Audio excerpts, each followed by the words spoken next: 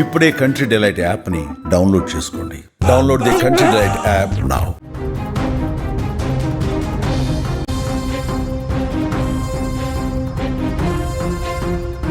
తెలంగాణలో వరుసగా బస్సు ప్రమాదాలు కలవరపెడుతున్నాయి. రంగారెడ్డి జిల్లా చేవెళ్ల బస్సు ప్రమాదం ఘటన ఎంతటి విషాదం నింపిందో అందరికీ తెలుసు. బస్సును టిప్పర్ లారీ ఢీకొట్టడంతో అందులో ఉన్న కంకర బస్సులో పడిపోయి 19 మంది ప్రయాణికులు ప్రాణాలు కోల్పోయారు. ఈ ఘటన మరొక ముందే ఇంకా ప్రమాదాలు జరుగుతూనే ఉన్నాయి. భయం వేస్తోంది ప్రయాణికులకి, ప్రజలకు భయం వేస్తోంది. అసలు బస్సు ప్రయాణం చేయాలంటేనే గజగజ వణికిపోయే పరిస్థితుంది. సంగారెడ్డి జిల్లాలో ఇంకొక ఆర్టీసీ బస్సు ప్రమాదానికి గురైంది. మీరు స్క్రీన్ మీద కూడా చూస్తూ ఉన్నారు. బస్సులోని ప్రయాణికులు ఒక్కసారిగా షాక్ అయిపోయారు, తీవ్ర భయాందోళనకు గురయ్యారు. జాతీయ రహదారి 65 సమీపంలో పటాన్చెరు మండలం ముత్తంగి దగ్గర ఆర్టీసీ బస్సు ప్రమాదానికి గురైంది. ముందున్నటువంటి కారుని తప్పించబోయి బ్రేక్ ఒక్కసారిగా ఫెయిల్ అవడంతో బస్సు డివైడర్ పైకి దూసుకెళ్ళి విద్యుత్ స్తంభానికి ఢీకొట్టిందండి. స్క్రీన్ మీద కూడా మీరు చూస్తూ ఉన్నారు. ప్రమాదం జరిగినటువంటి టైంలో ఆ తర్వాత ఉన్నటువంటి సిచ్యువేషన్ మీరు స్క్రీన్ మీద చూడొచ్చు.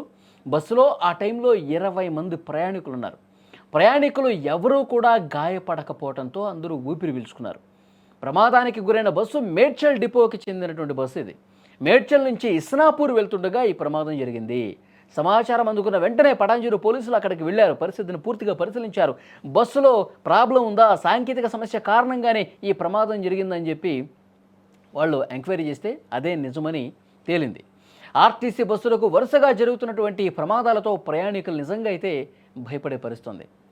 అక్కడ ఒక్కసారిగా బ్రేక్ ఫెయిల్ కావడంతో ముందొక కారు ఉంది. ఆ కారుని తప్పించబోయే సమయంలో అదుపు తప్పి బ్రేక్ కూడా ఫెయిల్ కావటం వల్ల, టెక్నికల్ ఇష్యూ రావటం వల్ల బస్సులో డివైడర్ మీదకి ఒక్కసారిగా దూసిపోయి అక్కడ విద్యుత్ స్తంభానికి ఢీకొట్టి ఆగిపోయింది. కాబట్టి పెద్ద ప్రమాదం ప్రమాదం తప్పింది.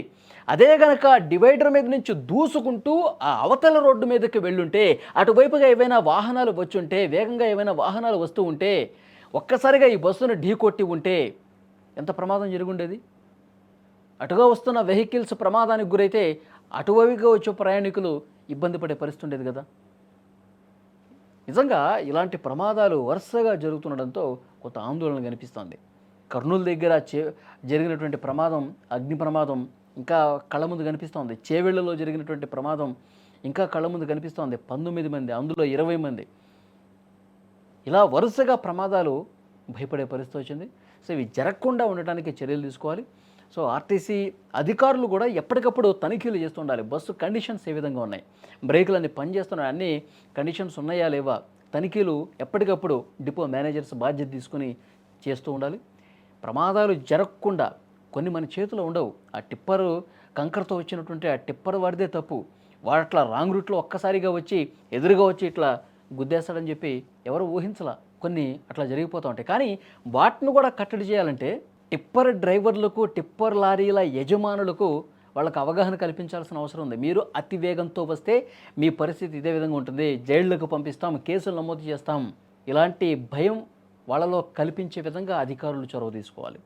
ఇటువైపు ఆర్టీసీ బస్సుల్లో కూడా ఎక్కడ సమస్యలు ఉన్నాయి ఏంటి అనేది కూడా పరిశీలించాలి. 1-2 సార్లు పరిశీలించి ప్రమాదాల నివారణకు చర్యలు తీసుకోవాల్సిన అవసరం ఉంది. లేదంటే జనం భయపడే పరిస్థితి ఉంటుంది. ఇక బస్సులు ఎక్కలేనటువంటి పరిస్థితి వస్తుంది.